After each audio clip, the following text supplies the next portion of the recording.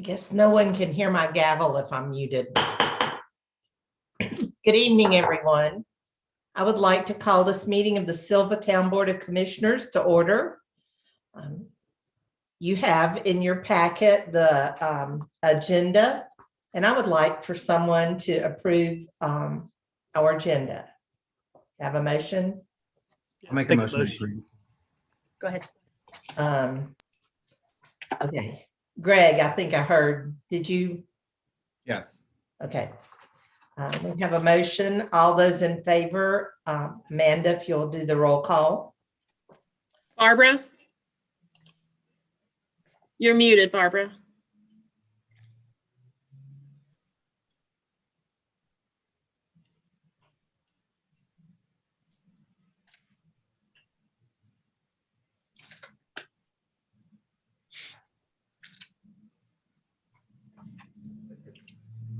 Okay, we'll come back to Barbara. Okay. David?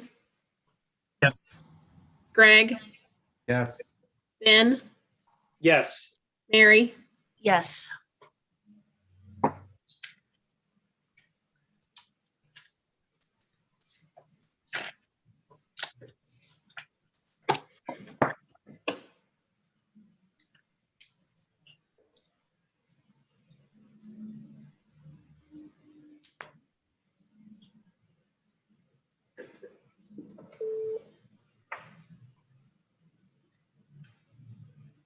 So Barbara, do you see the little, is it in the bottom of your left-hand side, bottom of your screen? Maybe you need to change the size of your screen.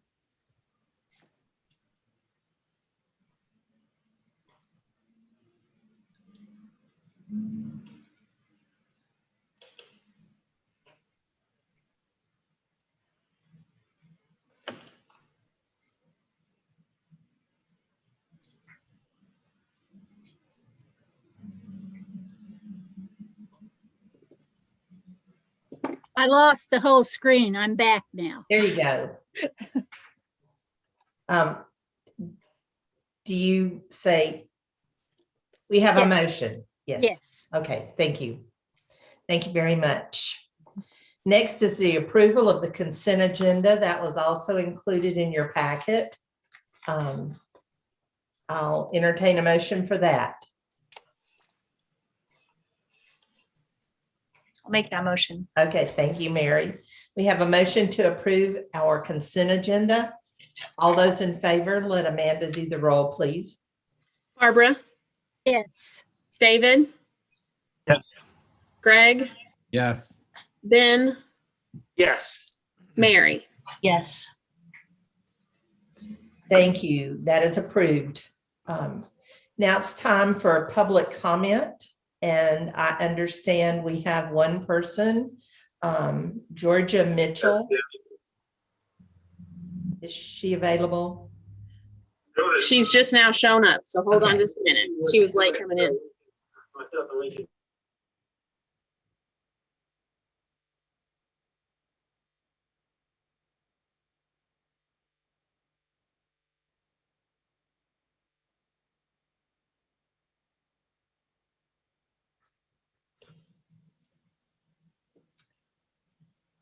Okay, Mayor, you can call on her. Okay.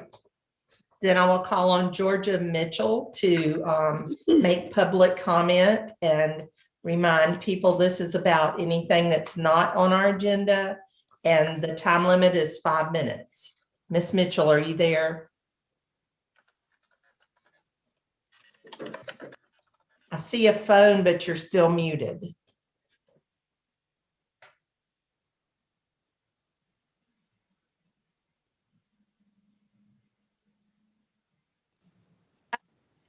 There Can you you- hear me now? Yes, I can hear you now. Thank you. Thank you.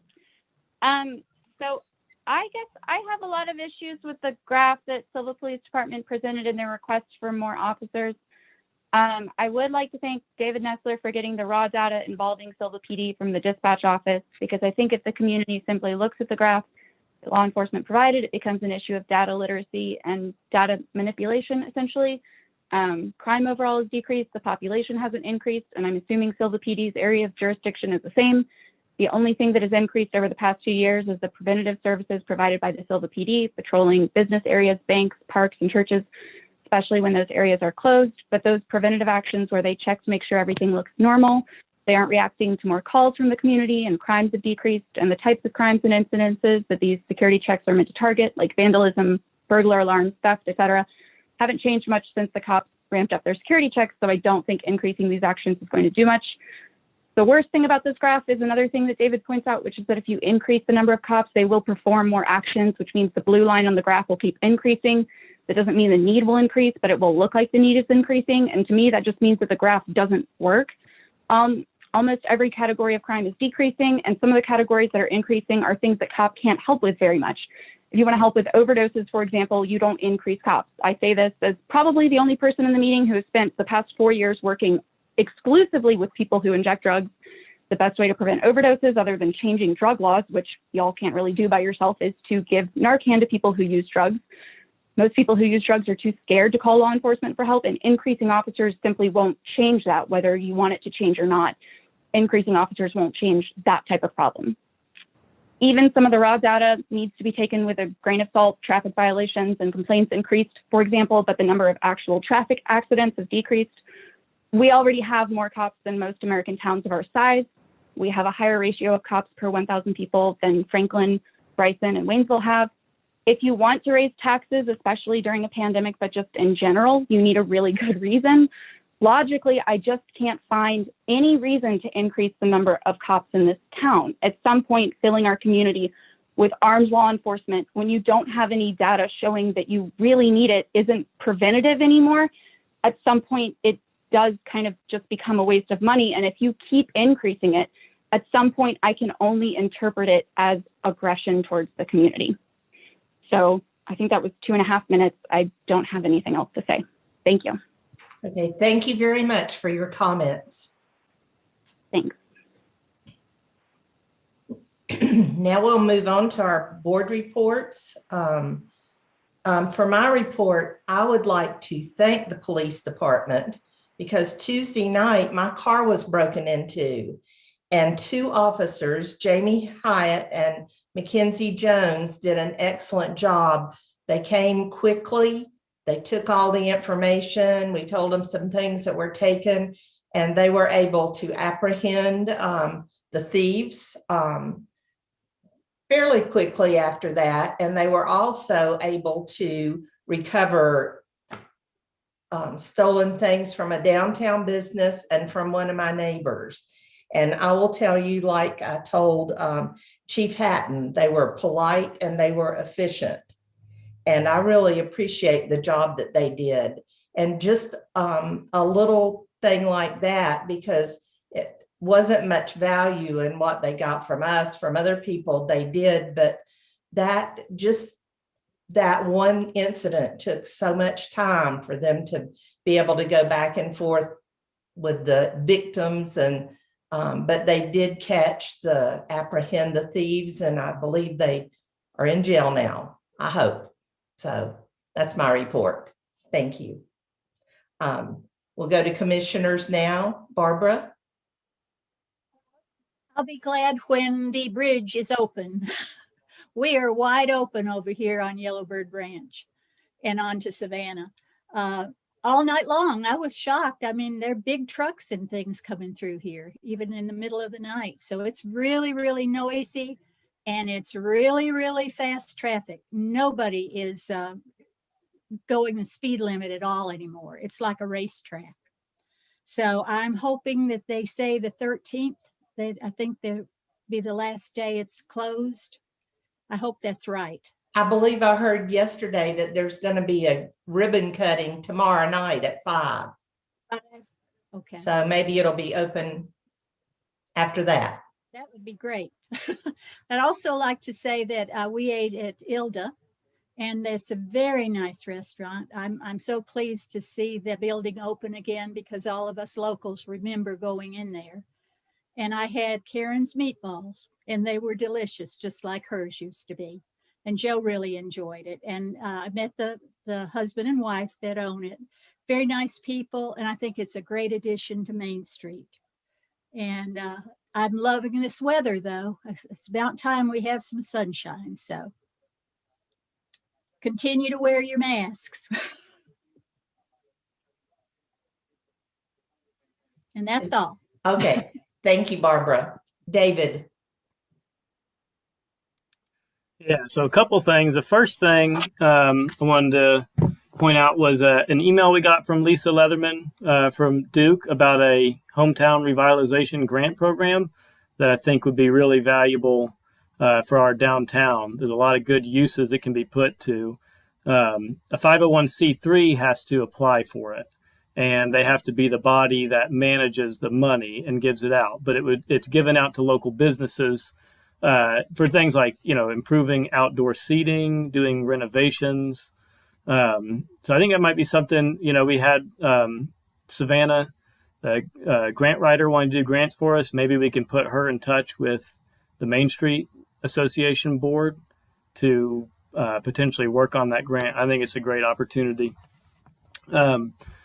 One thing that's been brought to my attention by a couple of people in town, this is not something the town really has control over, but it does impact town residents a lot. The driver's license office being closed is getting to be a real pain, and a lot of people in the community are suffering a lot of consequences from not being able to get in there and get things renewed and taken care of. I know that's not within our authority.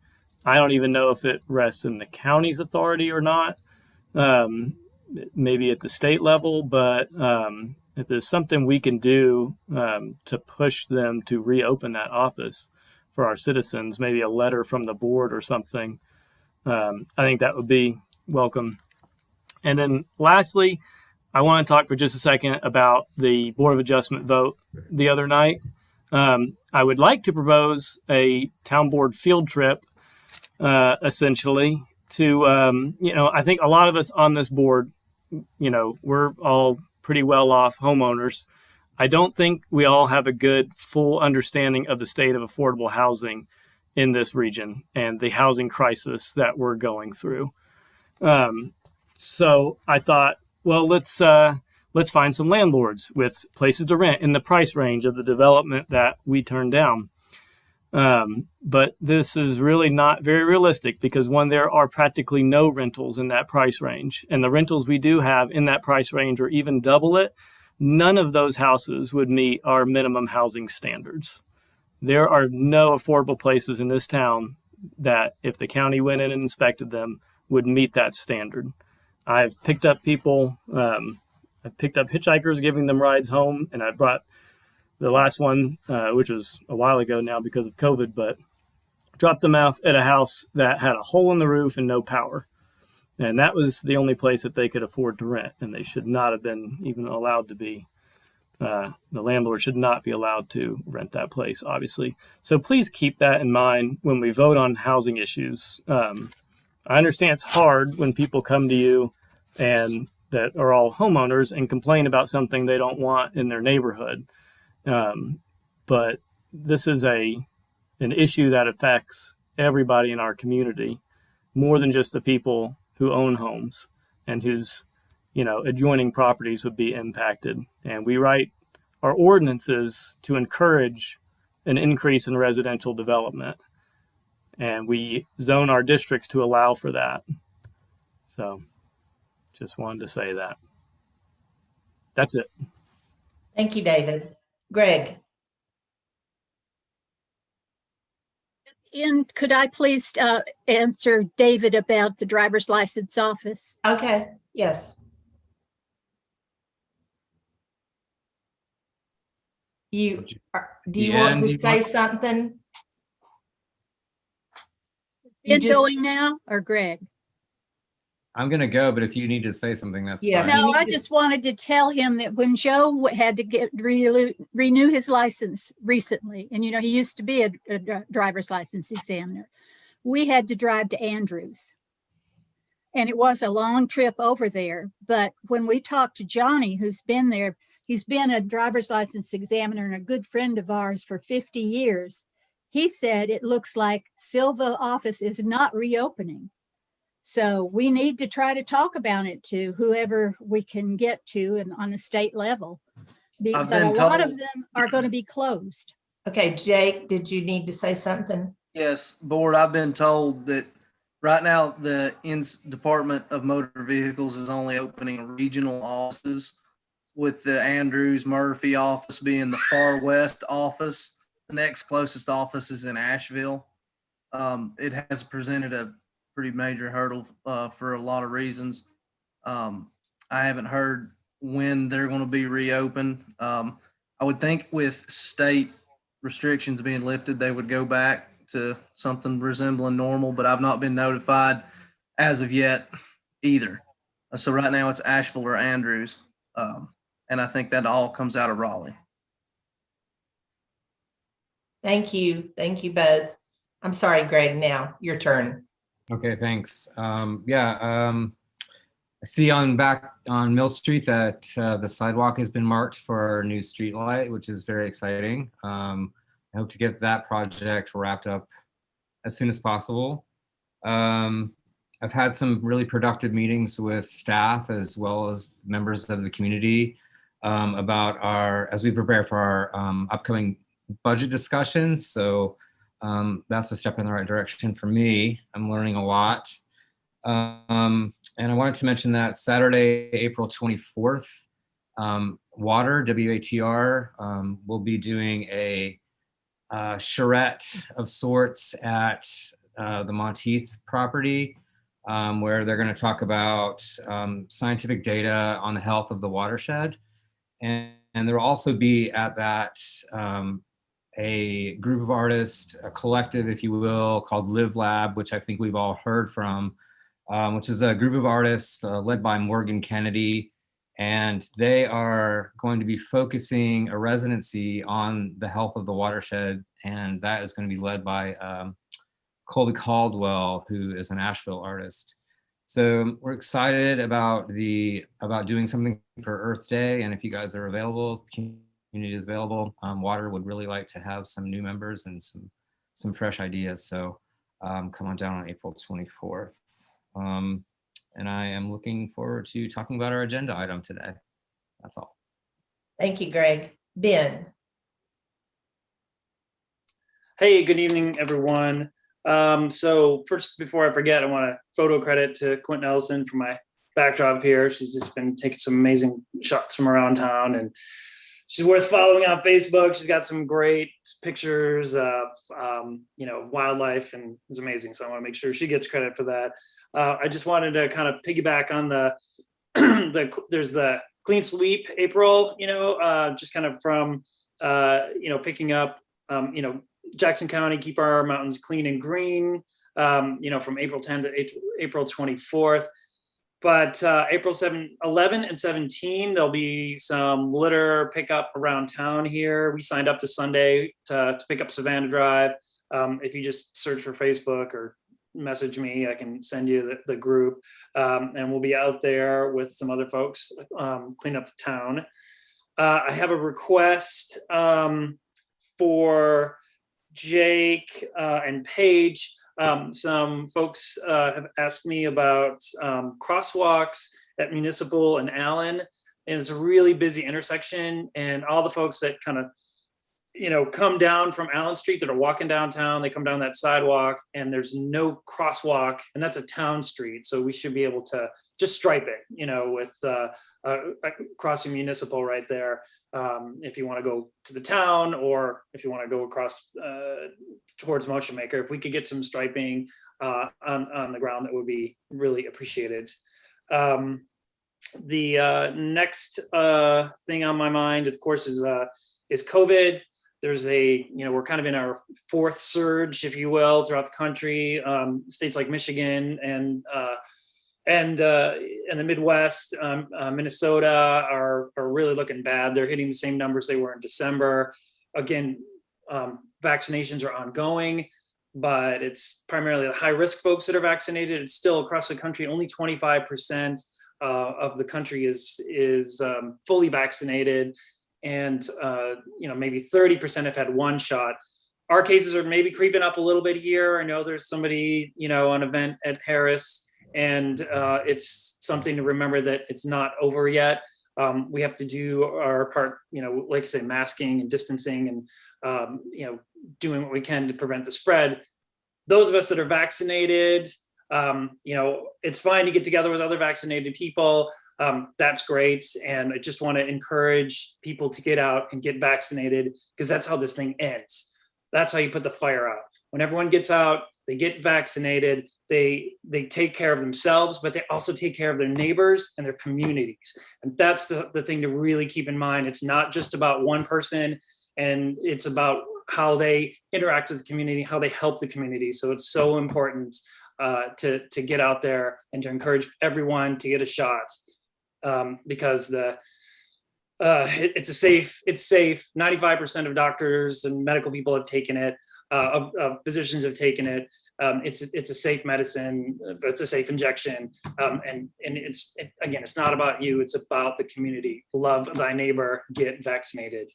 So that brings me on to my third thing here. I got to tell you guys, I've been talking, just kind of piggybacks what David was saying. I've been super upset. Last Thursday's meeting was a disaster. It was an embarrassment. I felt like just quitting the town board. I think we really need to go back and figure out how to run a meeting. So Paige, I'd like to request that we get a retreat, get the league to come in, have them talk about how we can run an adjustment board meeting, because clearly that's not how it should run. People were talking over each other. Nobody was respecting time limits. It was an embarrassment. And on top of that, we have a planning board. The planning board is designed to talk about things, figure things out, back and forth, meet about situations that the adjustment board are going to rule on, and then they come up with a recommendation. And a reminder that last week was a unanimous recommendation to approve the project on Skyland. And the adjustment board's real purpose there is pretty much just a rubber stamp. There's no time for us to discuss the developments. That's what the planning board is for. If we're not going to respect what the planning board does, we should get rid of the planning board, and we should just forget it and then just have it out. So I'm super upset about that. It was a disaster. I would not want to participate in anything like that again. So Paige, once the league is in person again, I'd really like to have a retreat and we can have them retrain us how to run a meeting like that. Just another thing, what David was saying. So Paige, how many housing projects have we had in town of Sylva in the last 5 years?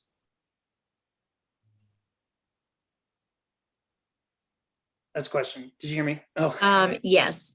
So one was approved, Village Overlook, and it was funded, but the construction costs were too high. So I don't think we've had any developed. Okay, thank you very much. So another reminder, these things these don't come around every day. And there's a desperate need for housing here. We all know that. Everybody's complaining about the revaluation, how much it goes up. That's what happens when you have a limited amount of housing.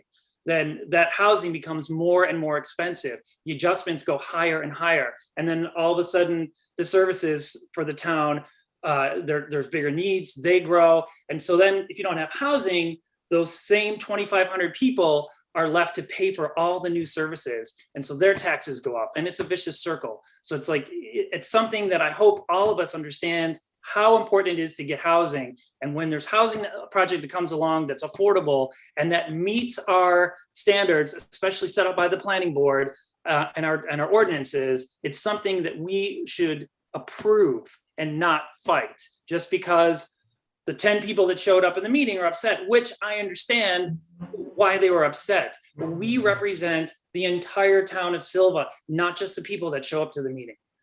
So that's all I got. Thank you for your comments, Ben. Mary.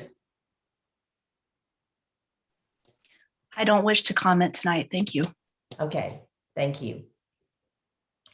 Now, that's all the commissioners. So managers report, please. Yes. So I applied for a Duke Energy grant for a fast charging station. I submitted 2 locations, one on Spring Street and the other one at Bridge Park. So hopefully one of those will be funded. Please start brainstorming ideas about how to use the funding from the American Rescue Plan. We're still waiting on guidance, but I think it's a good thing to start to think about as a board, especially for potential uses of these funds. There are a lot of strings attached, and I think we need to be thinking of uses and then get those approved by the state as we're awaiting guidance. We're very busy working on the budget. You all will receive a balanced draft budget, April the 20th, and April the 29th at 9 is our next budget work session. Please put this on our calendar because it's an irregular meeting. We will go over the draft budget and the fee schedule at that meeting. Eric, John, and I are also working on reviewing the first draft of the zoning ordinance rewrite, and Withers Ravenel is presenting to the planning board next Thursday. They're looking specifically at uses in the zoning districts. So Concerts on the Creek is going to be an abbreviated calendar from July the 2nd to September the 3rd, depending on the governor's restrictions of outdoor event sizes. The town-sponsored concerts are scheduled for August the 6th, August the 13th, and September the 3rd. So please put those on your calendar. The Main Street Sylva team booked bands that we had scheduled for concerts last summer that weren't able to happen. That's all I have. Thank you, Paige. Fire department report, Mike. I think David was wanting to say something there too. Oh, I'm sorry, David. Sorry. Thanks, Mike. My computer broke up. I missed the first thing you said. It was something about funding for 2 things, Bridge Park and something else. Yes, the Duke Energy fast charging station. Oh, gotcha. 2 locations, Spring Street and Bridge Park. Okay, thanks. Now, Mike. Okay. Well, first off, I'd like to lead off saying that we appreciate the help the police department gives us as the fire department. They're a great help to us, and we try to be to them. So we have a great interdepartmental relationship, and I just want everybody to know that. Next thing I was going to talk about was the calls we've had over the last month. That's really all I've got to talk about this time. We've had 56 calls since this past month, so that's quite a few. More than 2 a day, or close to 2 a day. And so we stay pretty busy, and a lot of them are wrecks and things like that out on 107. And just really, that's all I was going to talk about tonight. So unless y'all have any questions or anything. Thank you, Mike, and we really appreciate the work y'all do also. I think Mary's got something there. Yeah. I just wanted to say thank you to Mallory for communicating with me on Tuesday. A series of about 225 businesses were out of power for about 45 minutes on Highway 107. And I know that the police department, the fire department, and of course Duke were very instrumental in getting everybody to be able to operate as a business. Thank you. Any other comments? Thank you. Thank you, Lynn. All right, we'll move on to new business. The agenda item is Bridge Park or downtown restroom discussion. Paige, I'll let you start that off. Okay, so this is something we were talking about our budget work session, and then we didn't get back to because it went so long. So one thing the board put a lot of emphasis on and their priorities was a feasibility study for a downtown restroom. And then we got to talking about whether it should be on Spring Street or at Bridge Park. So as we're building this budget, I think this feasibility study and in talking with Jake, we think this is somewhere we could save some money. If you all would let us know what you hope to glean from it, I think we can investigate and save this money. And also, I think we need to talk about a location if we're really interested in pursuing this. And also if you're interested in using the American Rescue Plan funds, because I think it fits economic development, tourism, and parks and recreation, depending on where we put this. So if you, really what I want to do is continue the discussion that you all started to have at the budget work session, but are you really interested in pursuing this? Where do you want to put it? And what do you want to know from a feasibility study? Because I think we can save some money there. Do you mean we would save money by not having a feasibility study if we chose one way or the other? Yes, I think that you can let us know what you want to find out. And I think we can figure those things out without spending money on an actual study. Well, one thing that I found out recently was that it was going to take a whole lot of infrastructure repair, moving sewer lines if we wanted to put the bathrooms on Spring Street. And if we want to put the bathrooms at Bridge Park, the infrastructure would have to travel farther, but it would be much more cost effective to do. And I've had a conversation with, and this is the first meeting that I had with David about when I first got on the board like 6 years ago about what we're going to do with that side of the park. And there's been plans floated, and I'm just sort of wondering, like, we can use Popplewell funds, we can now use American Rescue Plan funds. Can you just explain that a little bit more to us? So I think the American Rescue funds are an option to use for a downtown bathroom. The Popplewell Fund has something like $27,000 in it that can be used at Bridge Park. One of the questions I would want answered, I mean, I didn't put any votes for downtown bathroom on there. So, I mean, there is that, but where, but I did get an email from a downtown merchant saying that one of the most common questions they get is where are the public bathrooms downtown? So, I'm kind of learning that maybe there is more of a need there than I thought. But one thing that merchant also said was that they felt Bridge Park was too far away.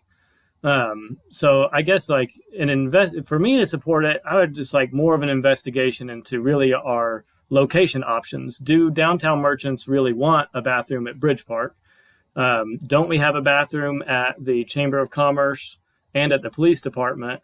Are those not closer or similar in distance, easier to walk to than a bathroom at Bridge Park would be? Spring Street never seemed that viable for me just because it's so steep right there and it's a road, and it would kind of be odd to give that up. But are there other locations that are viable that we own, like maybe the parking lot behind the police department, but there's already a bathroom in the police department? So I guess really the only questions I have is where do y'all want a bathroom, and is there a need for that bathroom being right there? Do the merchants want it there? And, also if it's at Bridge Park, if it could be rolled up into this whole plan we're doing with revitalizing Bridge Park also, and not a separate project. Just throwing that out there too. Yeah, I kind of thought that was the case. Like this was all a discussion about what's going to happen in that space. Yeah. So Barbara, I'm sorry, cut you off. Okay, that's okay. I'm concerned about handicapped people having to go all the way over to Bridge Park. I know it sounds like it's a good idea, and I think it is, but I still think of all these people that can't walk a long distance. They'd have to move their vehicle and try to drive over there. And we have a lot of the businesses do not want people using their bathrooms. So they're really wanting a community bathroom for the ones that I've talked to for this. Barbara, I can speak to that just a little bit. Because Spring Street is so steep, handicap access is still quite a challenge. Yeah. Right there. Like I said, nothing's impossible, but that does present a challenge, especially depending on how you access if we were to build something right there. So I wasn't saying that I thought Spring Street was a good place to put it, because it is steep. Yeah, I wasn't saying that, but if there's a necessity to have one wherever we can put it. Sure. I feel like with the chamber and the police department, those are both operational pending the hours that are open. So while they're great restrooms and they're on that side of town, maybe if we want to stay with the downtown, the parking lot that the town owns, not the parking lot that they rent, but is there space in the back? I know there's a picnic table, Greg, near where you are. Is there space in the back there? And is Twassa a possibility? Or I'm curious about these prefabricated bathrooms. I know that's a totally different level, but it seems like it would probably be more cost prohibitive. It could be handicap accessible. It could be quick. It could maybe do away with a feasibility study. So I would like that location to also be considered. I do know that the Ritz Theater essentially collapsed on itself because it was built on a spring. So there's water underneath that parking lot. You look at the pavement, it's buckling. I mean, I guess we could try to think about that, but it's a freshwater spring there. We rent that. I'm sorry. The We Ritz own that. lot we own, we rent the Cogdill parking lot. I met with the director about 6 years ago, or the then director, and he said the issue with the Ritz lot would be sewer. It would be difficult to come from Maine there. But if we So- discuss the possibility of a prefabricated bathroom, wouldn't that alleviate that concern?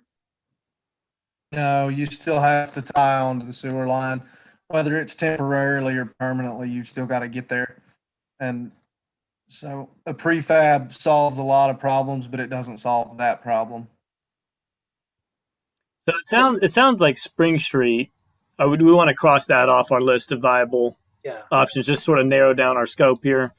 Bridge Park is still a viable option. Are the lots and Ritz lot, are the lots behind Sylva PD and Chamber of Commerce, are those viable options? We The don't county- own the one behind the chamber. Sure, but I mean, maybe, the county would be willing maybe to enter an agreement with us to have one there, more so than a private company, a private business would. Infrastructure-wise, do y'all know if those are viable? Not right off the top of my head, David. I know- Ben, Yeah, no problem. I'll wait till you guys are done. I know water and sewer for the police department, and I'm also assuming the chamber is from the Main Street side. So I was just gonna say, like, yeah, Jake, I mean, what's your suggestion? I mean, it sounds like we want something central. The chamber and the police department are kind of at one end of town. It sounds like we need something around the Ritz parking lot. And that seems like a good spot, and we own it, but so Jake, do you have a suggestion? Like kind of a centrally located spot that would work with sewer and what's the sweet spot, if you will? Centrally located, Ben, there isn't a great suggestion. The most feasible, to go back to that term, is certainly the Bridge Park. Yeah. Right now, I realize that kind of puts you out of the game. I'll also point out that downtowns like Waynesville have public restrooms that are a bit off the main thoroughfare as well. So that, that's not unprecedented. Is it ideal? Absolutely not. But, I'll comment briefly on the feasibility study. My blunt opinion is that that's a waste of money and that we don't need to do that. My personal opinion right now is that if it's something y'all are serious about, and you do want to do it in the Main Street corridor, we're going to have to get really serious about a location. And that's probably going to mean making something work in the Ritz lot or doing some sort of agreement or land acquisition. One or the other. What about the spot next to, I just picture this, but I have no idea, like by the, next to the Silver Herald where we have the art market, where the art market is, seems like it's, I don't know if that's possible. I'm just throwing it out there though. It would seem like that would be I don't want to mess up the art market, but Well, that's private property. yeah, it So- is. Okay, whether it's land acquisition or not. Okay, but well, yeah, I guess we just have to keep thinking if it's not feasible. I mean, if it's not really doable, then it's not doable. And the other thing I did want to say is I think we should get them at Bridge Park anyway. no matter what, because for events down there, which hopefully we already have a lot of events, and hopefully we'll have even more events. We should have public restrooms down there, anyways. But again, which would tie into the revitalization of the other half of Bridge Park. Greg, I'll do add- you have something to say? Well, I was just gonna say that it seems like the Bridge Park seems like the most viable option, with the exception of accessibility issues. So we can explore some type of ADA requirements in terms of crossing that street and getting down to Railroad Avenue and then across. Can I mention another location? What about where the train depot used to sit? We used to have parking there, and now we have a gravel space. That belongs to the train. It's Is that still the something- eastern. That's not something we could discuss with them maybe, or? Discussion would be That- possible. Several years ago, and they weren't interested in giving us access aside from what we had. Was that before it was Blue Ridge? No, it was Norfolk Southern then. So maybe it's worth having that discussion again, because I like that idea. It keeps you from having to cross the railroad track. I mean, the train companies are notoriously hard to work with when it comes to encroachment agreements right away, their land, but that's a really good spot. But yeah, it's a good point, Greg. Like there really should be bathrooms down there at Bridge Park anyway. So I think maybe adding to the scope of the project that we have sort of rough designs for Bridge Park, from the Scotts Creek Watershed Action Plan, increasing that scope to include a bathroom down there. I mean, that might be a good option. I'd be curious to hear from more merchants if they think that would solve the bathroom problem on Main Street, or if we would still need, closer access. But regardless, that might be something worth adding to in that project. This is also a different time than it was a few years ago. Look how many new businesses and restaurants have reclaimed spaces. Everything is hopping down here. That could be a point that we make to the railroad that, this is a community need. Yeah, and then the railroad with Nantahala, the railroad seemed to kind of cut them a little bit of slack. That Nantahala outpost thing down there, because they're kind of right up against it, and I remember that. I think the railroad's right away is goes through Nantahala, but I mean the building was already there, but they were able to kind of build their patio and stuff. So yeah, it's probably worth a shot. I would like to say maybe we ought to still pursue Spring Street. If we're never going to open that again, then it's just wasted space. And I was trying to decide if that could be, do you want to say something, Jake, before I finish, or? No, ma'am. I was just trying to get in line for when you're done. Okay. I don't know where everything is. If we would put it up on the top, I know it's going to have to be leveled out, and whether we could have just a single bathroom, a handicap bathroom, maybe down on Mill Street, and I don't know, benches or something up on the top, just to make use of that space. I'm not sure where the sewer line runs, but it has to be, I know it's in the center of, at least the water is in the center of Main Street. But I would still like to do something with that area, and it certainly is the center of town if we can't get at the former depot, which we couldn't before. Now you can go. Amanda, can I share my screen?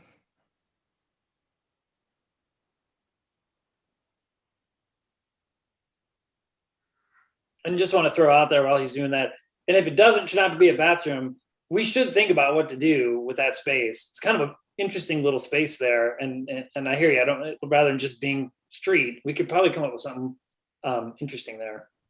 Stadium seating, I don't know.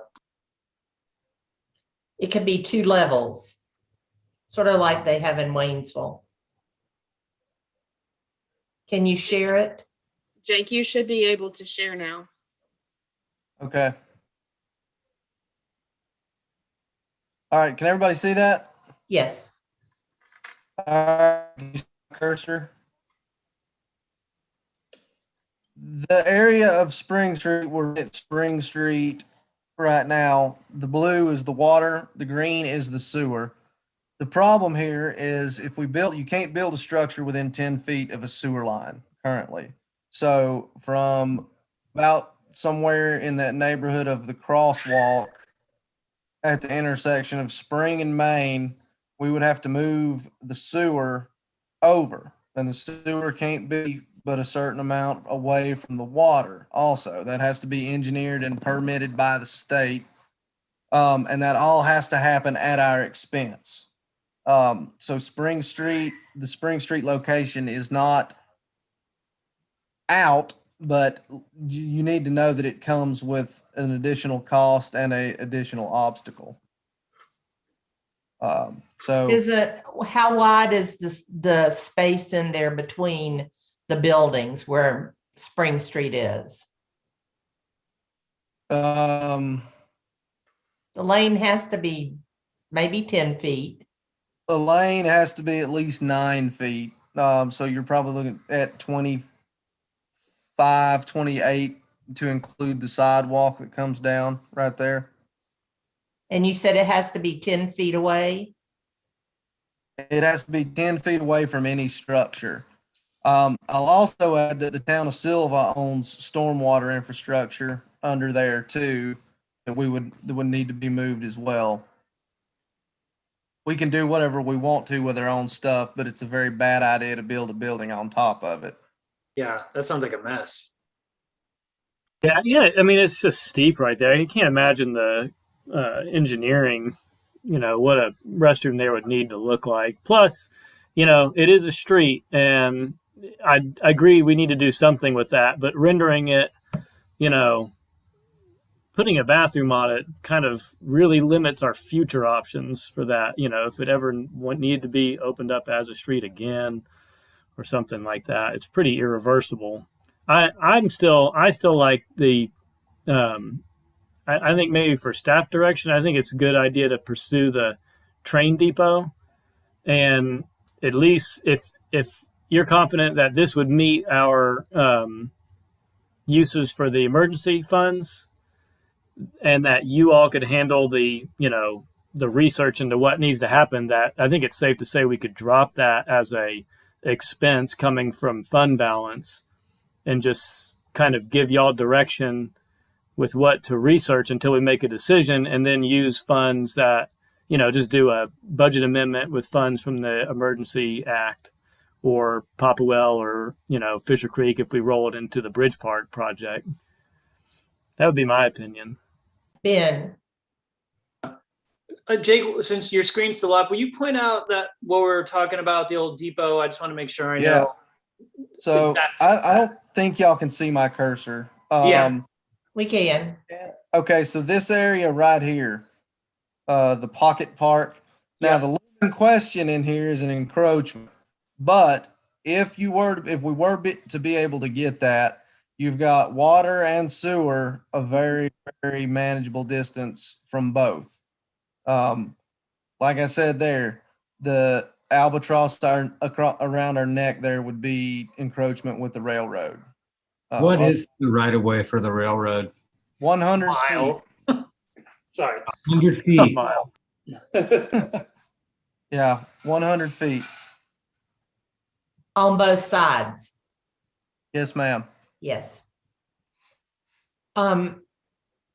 Well, then it sounds like that maybe we should ask Paige or Jake to speak to the railroad to see if that could happen. They would not let us build anything before, but like you said, it's different. And also Natahala was an existing building and all that property was existing that was there. So that may be why they were able to pursue and go ahead and build there. But There used to be a building there, if that counts at all. there I used- worked for Nanahala Outdoor Center, and I worked in their depot, the River Left store, and I remember it was a 20-foot on either side of the railroad track. There was a building, and it was exactly 20 feet from the railroad track. And if I'm picturing it correctly, the old depot was 20 feet from the railroad track. So maybe. But that belonged to the railroad. I know, but I'm saying it's safe to build 20 feet from the railroad if they said yes. Right. What I anticipate the railroad's issue being is increased pedestrian traffic around the tracks. You know, at a brewery, people are going inside or they're going on the patio and they're basically staying there, especially in the case of Nanahala, where there's almost no on-site parking. People coming and going at all hours to a public restroom that close to the tracks. We'll certainly give them calls, but I'd be happy to approach them and see what they say. I'm not trying to be a downer. I'm just trying to prepare y'all for the reality of it. Thank you. I think it's worth asking them. I mean, their railroad goes right through the middle of our downtown. I mean, we got to be able to use space within 100 feet of it, and we already do. I think that's it. I think it's worth reaching out. I agree, Jake. It's they absolutely have the right to just say no, but Okay, so we'll do that. Are you all okay with not funding the feasibility study in the budget? Do we need to vote on it or nod of head okay? I think nod ahead is okay. I'm just trying to get a consensus of how we move forward with the budget. Yes, it seems like everyone is in favor of just saving that 7,000 or whatever it was to do that. But I also thought I heard that people would like to go ahead and pursue a bathroom down at Bridge Park. Is that what I heard, to go along with the concept and the work that's going to be done in that area? I mean, I would say wait until if we get a no from the railroad, then I say we pursue that as an option with some input from the merchants. But if the railroad will let us put a bathroom there, that I don't think we would need one at Bridge Park then. Seems to me like the first question to have answered is if the railroad would be open to allowing us to put a bathroom up there. What's the consensus of everybody else? Do you agree with that? I agree with that.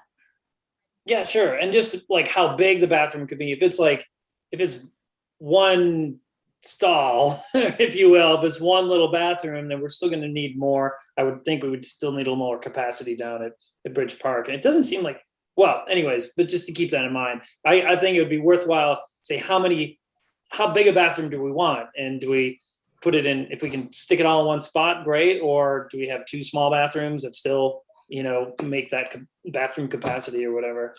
But yeah, I'm full on ask the railroad and ask and say, I don't know, maybe Baxley's chocolates might help or something. One thing that I would like for us to ask if we're building something like a bathroom is to reach out to the Travel and Tourism and Jackson County, because downtown Sylva is certainly an attraction that most of the tourists that come into town, they do come eat at the restaurant, shop at those shops. So I'm wondering if we can also get some of them to contribute some money to this. David. And, TWASA has the Economic Development and Community Outreach Grant. And with our new leadership there, anyone who has applied, we've been very receptive to and have granted them, all the funds they asked for, in addition to performing in-kind services. We helped with the Appalachian Women's Museum. We even installed their water line for them. So it's I want to say $10,000 a year is what we allocate towards that. And then it has a past balance built up. So that would be, I would say we could we would apply for any of the impact fees to be waived and help with some of the in-kind services. And we stand a good chance of, TWASA being receptive to that and helping us out. That's a good thought. I just wanted to weigh in. I don't think the railroad is going to accommodate a bathroom. So sure, ask away. But in my experience, that's probably not going to happen. I would think that we want to think about how do we get some of these accessibility issues for bathroom from Main Street to Bridge Park taken care of so that it's safe to do that. So a ramp, I know we have a sidewalk. We need a crosswalk at the end of Railroad Avenue to get to the other side. Maybe. There's no sidewalk there to get there. And the way to get down that from Mill Street to Railroad Avenue is now railroad ties, which is not very safe anyway.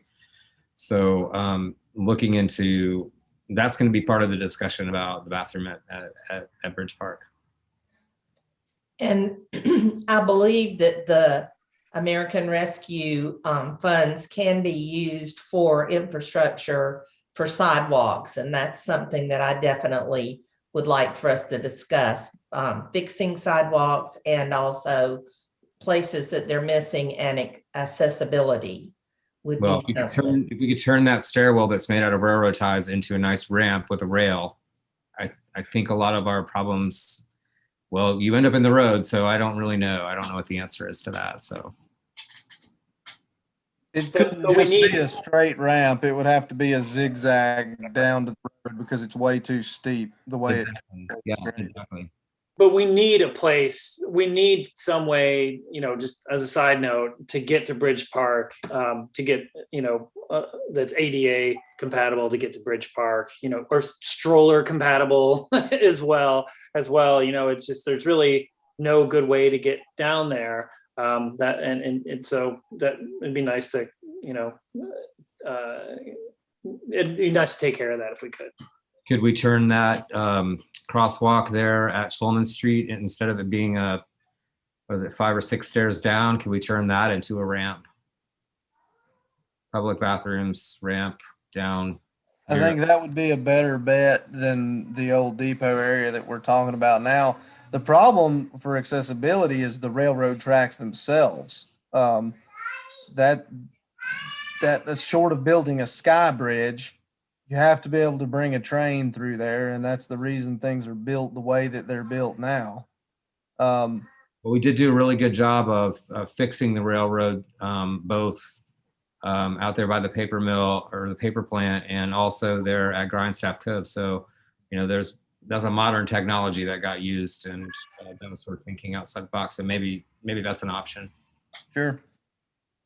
We're kind of getting sidetracked from the bathrooms, but some page can really. we get That goes with it, but we need to possibly have just a workshop discussion of some of those things, because those are really good ideas and things we really need to do with downtown that would connect to a bathroom. Yes, that's why I said brainstorm your ideas for these funds. Mayor, this is a discussion that's on the agenda, and we're talking through a lot of ideas at the moment. So I would just say that this is the time for us to talk about these issues.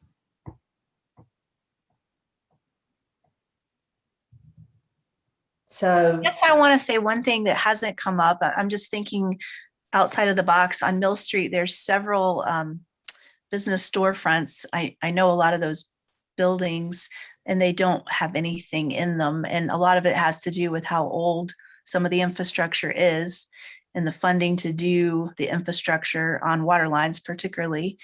And I was just thinking Black Balsam building downstairs to the right into that space, for example, is that possibly a central location? Could we consider like a long-term rent or something to put a bathroom in a building?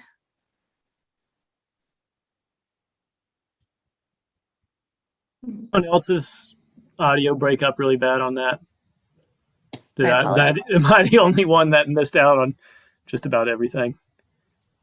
Can you just like briefly Yeah, I'll summarize just maybe? get closer to my microphone. I'm just making the claim that a lot of these older buildings, infrastructure doesn't exist in them. The water lines, the pipelines, there's a lot of hangups there. So we're sitting here talking about this funding that might be available. Is there the potential to maybe do a long-term lease with a building owner to put in a bathroom where there's no current water running now? But I mean, that's the hangup that exists. So this funding could offset that. And I just made the example of Black Balsam's Mill Street location to the right of their business. It's had paper on it for a little over a decade now. It's kind of an empty space right there. Like, is that something that we could even entertain discussion of a building owner with? That's an interesting thought. I do remember going to a Main Street conference where they did something like that and shared a property, like maybe they shared a downstairs or a basement level with a private property owner. Something to look into. I know the property owner. I'd be willing to just ask if it was even something we should even question if they were interested. The ownership would probably just revert back to them if that was in their building, but it makes sense if we rent it long-term and if there is access to sewer there. Jay, I'm just thinking like Mill Street, between Spring on either side, which buildings are in that status? There is anybody with a, small space that they would sign a long-term lease with us for could be an option. I remember years ago, John Bubach proposed that, right, at his coffee shop or something. That's not a bad idea if we could pull it off. I think I know what you're talking about too. That one spot there, it's like nothing's there. It's like it's like there's nothing in there. That seems kind of so yeah, that sounds great if we could. We could just ask, kind of like the train depot. Public-private partnerships are not unprecedented. But I would say that, like, I wouldn't feel comfortable with us renovating, like putting in plumbing for them for just a lease. Like, I feel like the property owner would need to pay for the infrastructure and, we would sign a long-term lease with them, but not be remodeling their house for them. No, but I just wanted to make the claim of a private property possibility. Yeah, I think that's a good idea too. that's a good idea, and maybe we can get Paige to look into that to see how other places did that. It looks like we've given direction to both Paige and to Jake on finding some places for downtown restrooms. So that I think is a good end to that discussion, if y'all are okay. Yes, David. Just one quick comment. We could have our the chamber, our Main Street director, send an email out to the downtown business owners asking if someone had a space they'd be willing to sign a long-term lease. That'd be a good, quick, easy way to, explore that option while y'all contact the train. Any other discussion on the bathroom? Okay. Then we will move on to our closed session. And I would ask for a motion to go into closed session for both of these pursuant to both of these general statutes. Yeah, I'll make a motion. We go into closed session pursuant to General Statute 143-318-11A5 and General Statute 143-318-11A6, contracts and personnel. Okay, thank you. Amanda, can you do the roll? Barbara? Barb? Yes. David? Yes. Greg? Yes. Mary? Yes. Ben? Yes, ma'am. Okay, thank you. Then we will start our closed session. Thank you all for joining.